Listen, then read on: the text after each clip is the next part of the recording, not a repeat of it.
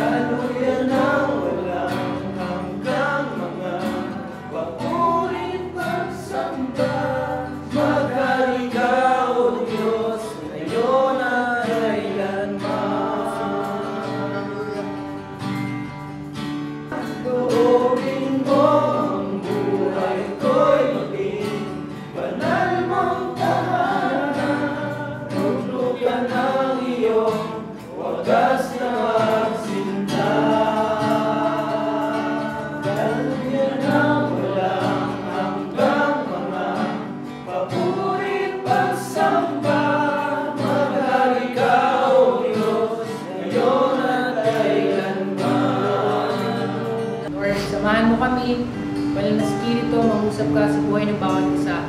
At kung may mga pagkukulang, kasalanan, o may ilan sa amin na nalayo nito mga nakaraan, Panginoon, may pangako ka, kung kami lalapit sa iyo, ikaw, Panginoon, ay lalapit sa amin.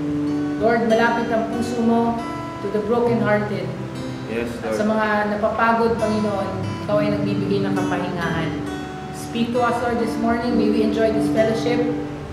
We ask and pray in Jesus' name. Amen. Maliban sa church at pamilya nyo, ano ang tatlong bagay na pag ginagawa nyo, nag-e-enjoy kayo? Makakasama kayo ganun. Na-enjoy ko yun. Tapos, yung paggagawa ng content yan. Pasalamat ko pas na dumaan yung birthday ko, panibagong ano ulit, chapter ng buhay. Maraming nag-support, maraming nagbigay ng blessings. Ayan, yung mga nagpapasaya sa akin ngayon, ongoing na ang pabahay kay Kuya Brooks. Tapos, ayun, tuloy-tuloy lang po yung, yung ginagawa namin sa charity vlogger. And isa pa po is yung bonding ng Kalingap. Hello po. Ngayon na lang ulit. Thank you kay Pastor ER.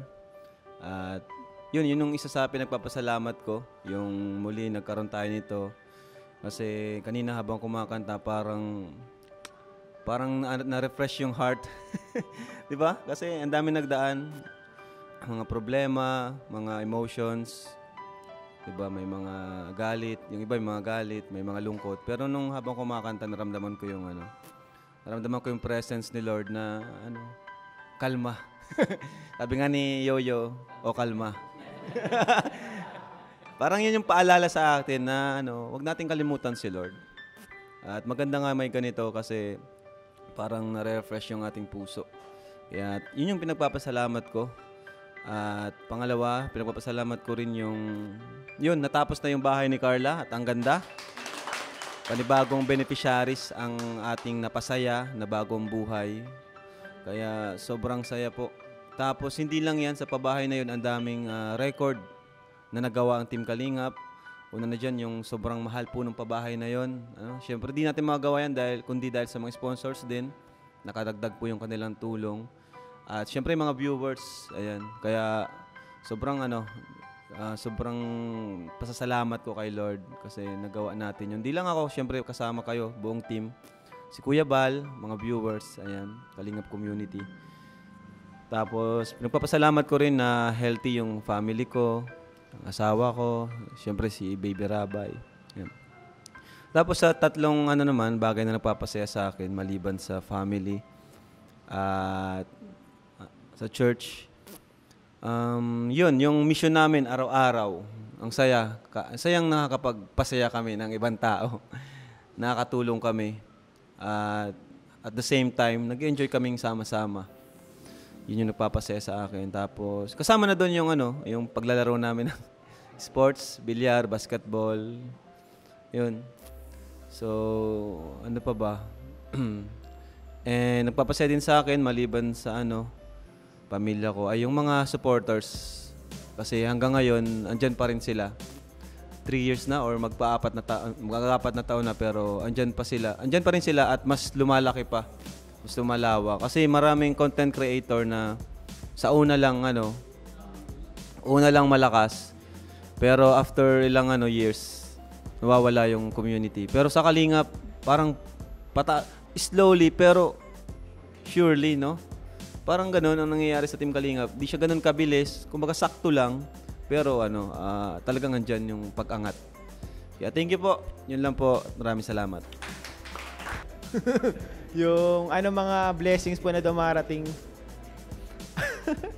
Yung mga blessings po na dumadating. Kasi dahil sa mga blessings po na dumadating, nagkakaroon po tayo na mas dumadami yung beneficiaries natin.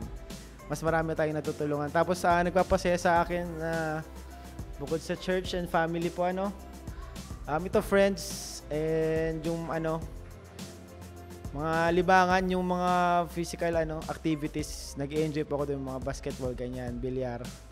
Sa araw po ng linggo, kasi kapag worship service kami, kasama yung buong pamilya ko. Kasi hindi po every Sunday ngayon is nakakapag-worship ako, pastor, kasi may time na naka-duty ako niyan.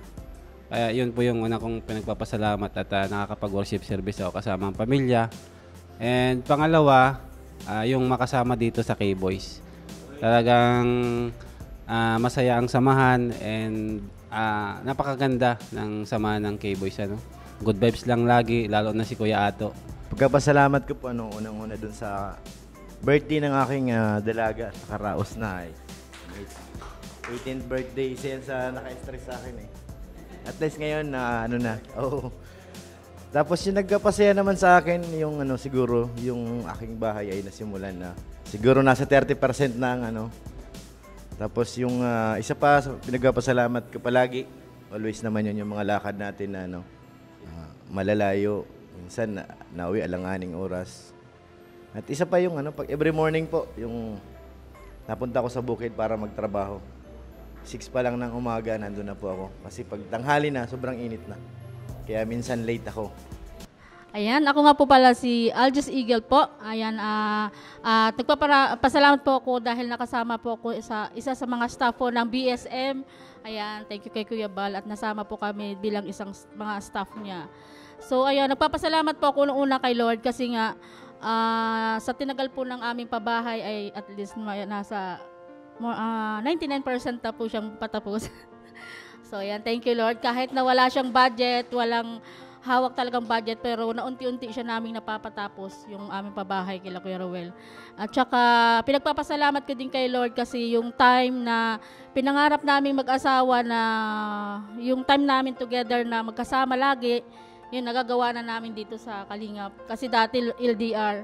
So ngayon po ay nung nasa Kalingap na kami, yun, mas marami na kaming time together yun.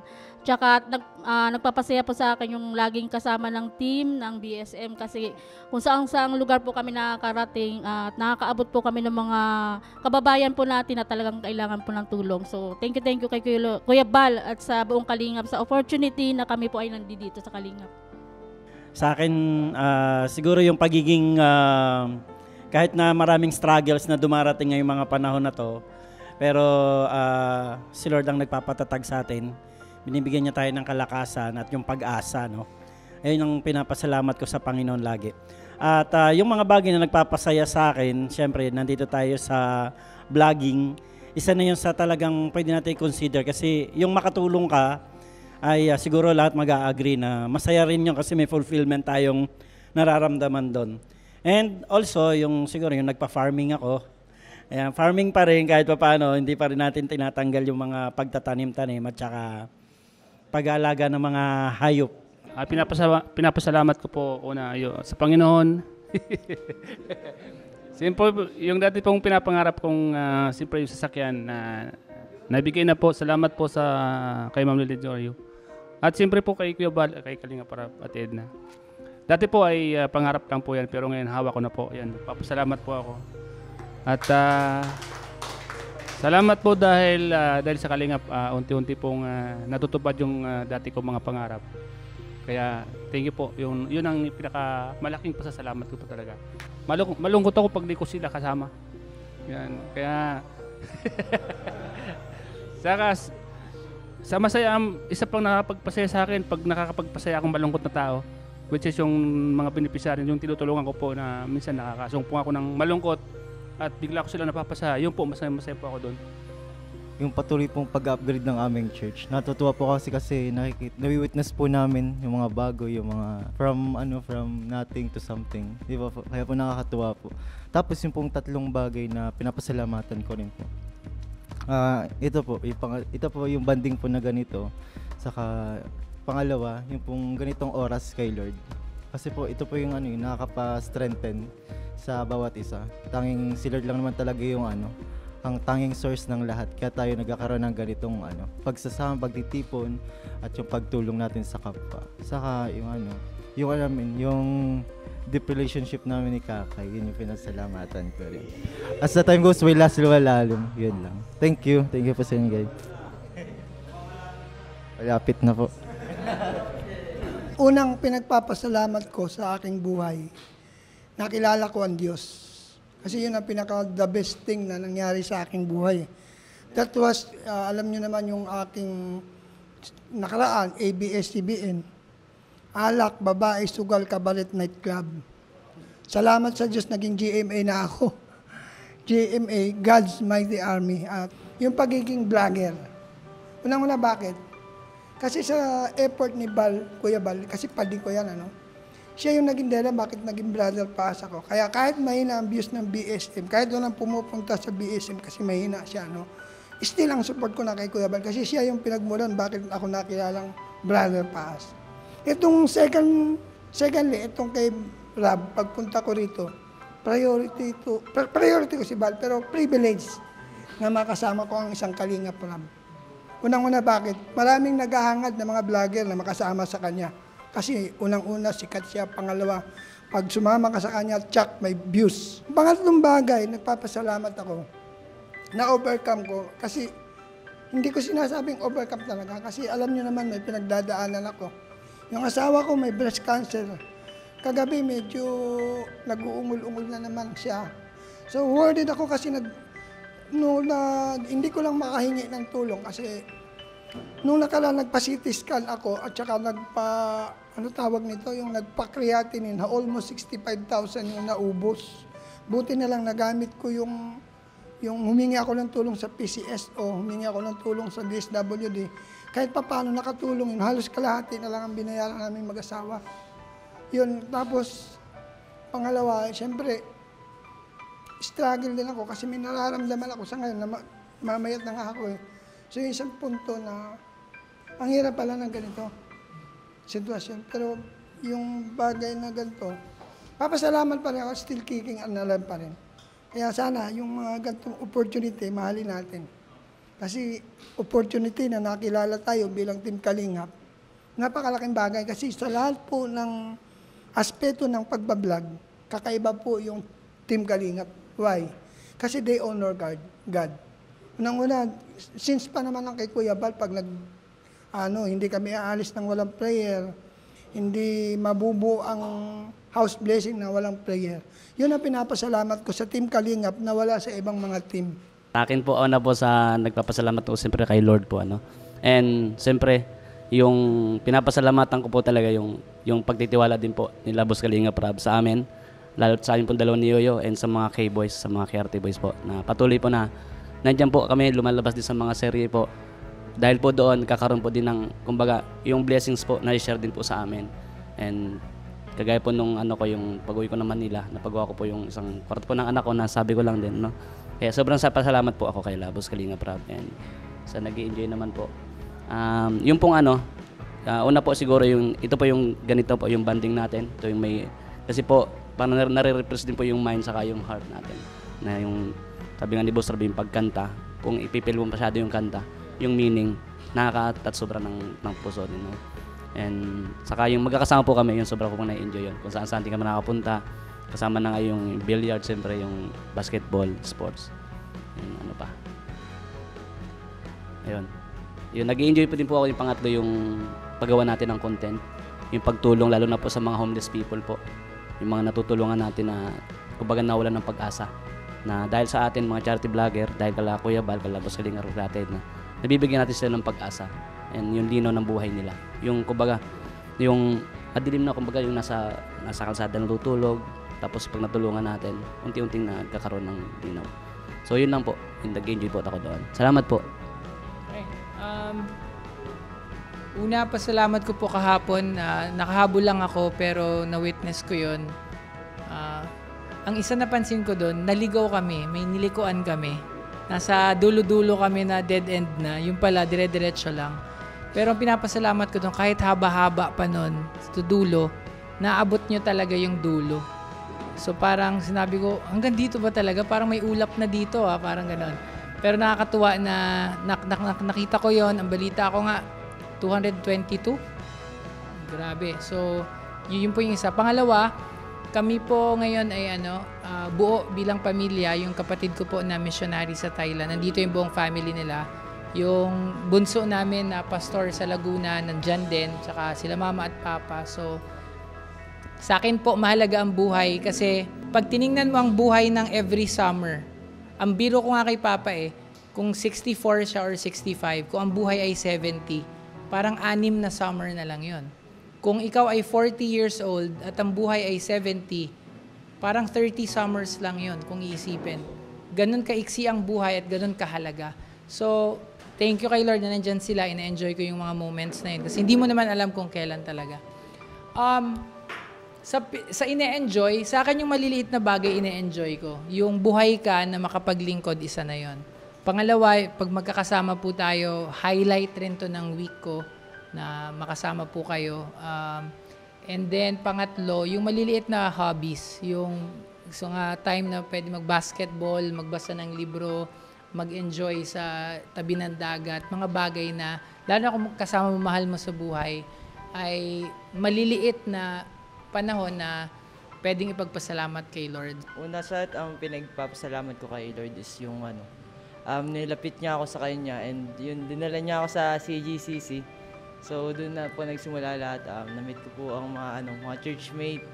Tapos yun po, na-meet ko po si Kuya Rab na pasama po ako dito sa Kalingap. And ang nagpapasaya po sa akin is yung ay grabe. Ang dami ko na pong na-witness na pabahay. Kaya kada pabahay po sobrang saya po sa feeling na yun na andun po part po kahit papaano ng mga pabahay na yun. And yun po yung pangalawa is yung samahan po. Ang dami kong kuya, ang dami kong tatay, yun. And yung pangatlo po is mga banding, yung bawat health po, laging malulusog po lahat, walang nagkakasakit, patuloy po yung paglingap nila. And kala mama po yung health po nila is, kahit matanda po sila mama, malakas pa din. And patuloy pa rin po silang masaya. Yun.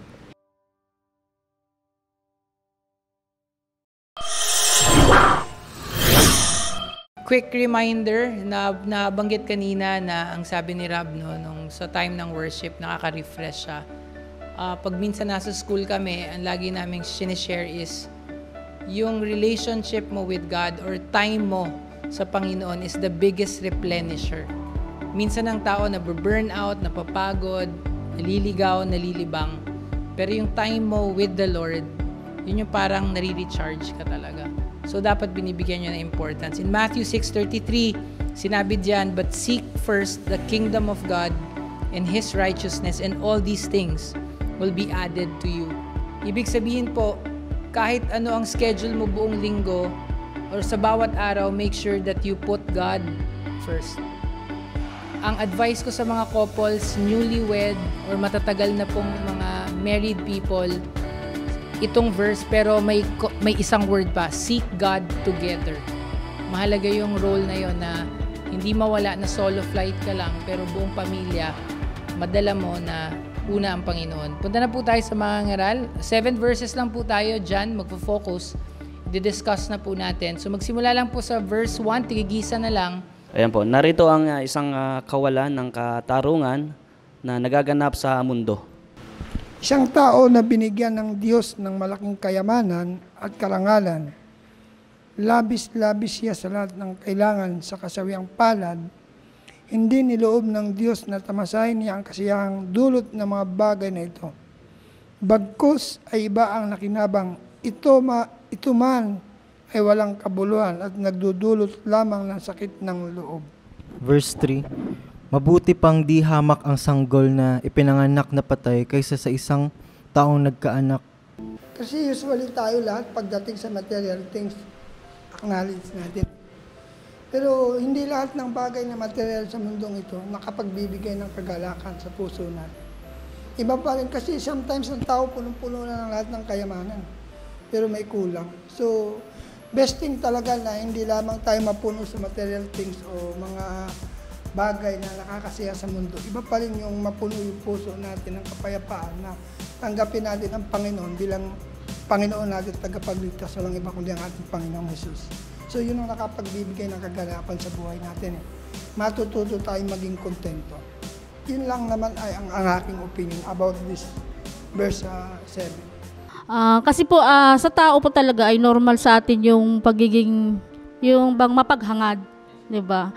Ang tao po kasi kahit na mayroon ka na lahat, parang hindi ka pa rin kontento, naghahanap pa rin tayo ng mga bago. So sa amin po, sa case po namin mag-asawa, parang dumating kami sa point na dati naranasan din namin yung wealth na nakaalwan sa buhay. So parang tapos dumating kami nung biglang nag-down. So parang nag-decide kami mag-asawa na yung wealth po pala ay hindi naman natin yan madadala kung tayo mamamatay na, kasi sa experience po namin, wala naman siyang nabitbit yung anak namin, wala man siyang nabitbit kahit ano sa mga naipondar niya.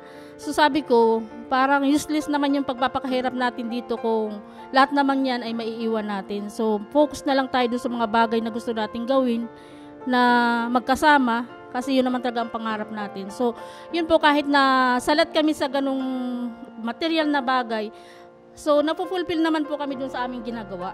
Dun po kami nagiging masaya kasi ang ano namin ay magpapakayaman tayo dito sa lupa sa paggawa ng kabutihan, aanihin natin yung pagdating sa langit. Yun po. Dito kasi sa mga verses, nagpapakilala talaga ng walang kakontentuhan ng tao. Yung parang lagi na lang mayroong kulang. Minsan nasa yun ang lahat, pero hindi mo nakikita yung mga bagay na yon. Meron ka pa rin hahanapin at meron kang hahanapin. So, nagpapakilala ng karakter ng isang tao talaga na walang kakontentuhan sa buhay.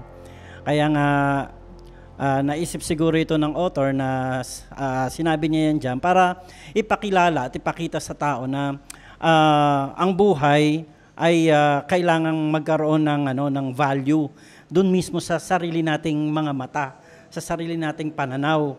Kasi ang lahat ng tao ay nakafocus doon sa ano yung pwedeng makuha at pwede pang maidagdag doon sa kanilang, kumbaga yung possession nila. So, ang tinuturo sa atin dito ng Lord is magkaroon tayo ng contentment. Hayaan natin na yung mga bagay na nagawa natin is nagawa natin, pwede mo na siyang kalimutan. And siguro isipin mo ulit yung darating para sa kinabukasan at para hindi ka masyadong iba kasi nagiging load sa kanila yon. So try natin na kapag nagawa na natin and then set aside na natin siya and then harapin natin yung panibago. Huwag na tayo masyadong maghangad siguro ng mga bagay na although possible naman, pero baka mamaya ito yung mag-lead sa atin doon sa hindi magandang sitwasyon sa buhay. Tama lang siguro yung simpleng kabuhayan para hindi na tayo mangarap. Kasi pag sobra po yung ating kabuhayan, doon tayo nagkakaroon ng maraming pangarap. At for example, pag may sasakyan ka, siyempre mayaman ka, gusto mo namang panibago, doon po nagkakaroon ng pabago-bagong desisyon. At pag mabili yung mga gusto mo, simple mo, wala kang pambili, nasa isang lugar ka lang na namumuhay ka ng tahimik at wala kang ibang nakikitang mga ganun. Siguro yun lang siguro sa akin. Parang investment nga po yan, Pastor, ay ano. Kumbaga, hindi lang tayo mag-invest dito sa lupa. Kasi nag-invest tayo ng mga materialis na bagay, gaya ng sasakyan, kayamanan, o ano pa man. Pero, kung minsan, nakakalimutan na natin mag-invest kay Lord. Ano po? Ngayon, dapat balance lang. Kumbaga, yung ginagawa natin dito sa lupa, lagi dapat si Lord naka-align sa gusto ni Lord. At the same time, nag-invest tayo sa langit, hindi lang dito sa lupa. Yun lang po, Pastor. Salamat po. Bali, yun nga, katotohanan talaga po yung wala tayong kasiyahan. At ano man mangyari, at sobrang yaman natin, doon pa rin tayo papatak sa point na alam niya na po yung ganun. So, si Kristo po ay naging halimbawa sa atin na dapat natin, hindi man ang totally tularan, kumbaga parang gawing inspirasyon na nagpapako siya sa krus, kumbaga gumawa siya ng mabuti para sa atin. Yun po yung yung parang sa atin ng ating Panginoon na si Jesucristo, nagkatawang tao siya para hindi man totally gayahin, para magkaroon lang ng inspirasyon na hindi lahat ng bagay sa mundo ay nakapagpasaya sa tao. Kapag hindi ka po talaga aligned kay Lord, kapag spiritual blind ka talaga, magagawa mo talaga na hindi gumawa ng mabuti dito sa mundo. Kaya yun, nag-iimpok sila ng kayamanan dito sa mundo. Knowing na dapat ang ating mga ginawa, kasi nga nagtatrabaho tayo para kumain, di ba? Tumatrabaho tayo para sa pansariling kagustuhan, di ba? Na dapat kung alam natin yung na si Lord lang talaga yung way, truth, and life, na siya lang yung tinapay ng buhay natin. Alam natin ang purpose natin ng buhay natin, kung ano ba talaga yung layunin natin dito sa mundo. Kaya yun, mas mahalaga talaga na bago ka gumawa ng mga desisyon sa buhay, lagi ka muna magdasal. Saka para may purpose ba yung mga gusto mong gawin, mga objectives mo sa buhay. Yun, mga layunin mo, yung goal mo. Kaya kapag may goal ka talaga sa buhay mo, kapag sarili mo lang yung decision mo, mahirap yun. Walang direction si God for you. Kapag naman yung ginagawa mo is para naman para kay Lord, good deeds to the people, yun. Syempre God's will yun na ni Lord. Kaya para po sa akin, mahalaga po talaga na lahat po ng ginagawa natin po, lagi po natin alalahanin si Lord para po hindi po tayo matulog. Sa akin, pas dito sa nabasa natin, ang pinaka nagkaroon ng impact sa akin is yung pag-compare sa atin sa isang sanggol. Kasi kadalasan pag may namamatay na sanggol, naawa tayo, di ba? Sinabi dito na pag namatay ang sanggol, masapalad pa sila sa ibang mga tao na nabuhay. And hindi na siya makakaranas ng mga kapighatian, mga problema. Narealize ko, kadalasan kasi pag may namatay na sanggol, sobrang awang-awa tayo. What if kung pinlano talaga ni Lord na kunin na siya, kasi alam ni Lord yung magiging future niya na magiging masalimuot yung kanyang buhay. Kaya siguro nangyari yun. So, lahat talaga na nangyayari sa mundo ay pagkatiwala natin kay Lord. Since tayo naman nandito na buhay, hindi gaya ng sanggol na namatay, dapat mabuhay tayo na hindi tayo maikukumpara sa namatay na sanggol. Parang gano'n na dapat worth it yung yung buhay natin. Huwag natin sayangin yun. Since nasabi naman na nila lahat yung about dun sa na dapat talaga tama lang, huwag masyadong greedy, huwag masyadong masyadong busy doon sa mga material things dito sa mundo. Dapat talaga, kaya nang sabi ni Sir Olives, balance lang palagi. At dapat unahin natin si Lord. Yan, sinabi ni brother JJ. Dapat yun, unahin natin si Lord. Yun naman yung palagi natin sinasabi, paulit-ulit na buhay dito sa mundo ay pansamantala lang at anytime pwede tayong kunin ni Lord. So dapat lagi tayong ready. Paano kung namatay tayo na ang pinagkakaabalahan natin yung mga makamundong gawain, di ba? Bigla tayong kinuha ni Lord. Tapos, paano na? Halimbawa, namatay tayo, ang ginugol natin or inuuna natin yung mga pera, di ba? Yung kayamanan. Tapos bigla tayong kinuha ni Lord. Wala na, para saan yung mga perang natin? Di rin natin pala mapapakinam. So, mas okay na mag-invest tayo sa langit nga. Invest sa langit. Or unahin si Lord bago yung mga dito sa mundo. Para at least, kung kunin man tayo ni Lord, may maiharap tayo sa Kanya. Di ba? So, yun lang po. Kakontentuhan po ng isang tao. Kumbaga, para po sa akin, hindi pa dyan na yung tunay na kasiyahan, which is si Lord. Na kasi di ka nakokontento, yung kontento mo, makakuha mo lang talaga is kay Lord. So kaya baga may may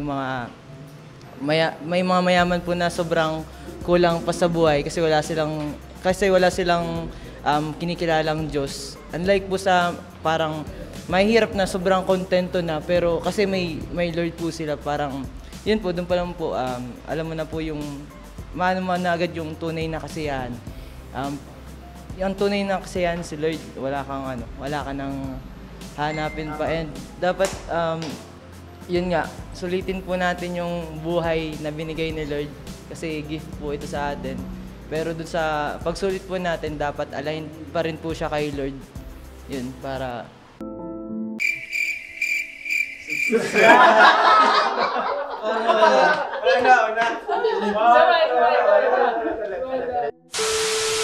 Please subscribe! YouTuber. Salamat po sa inyo. Thank you.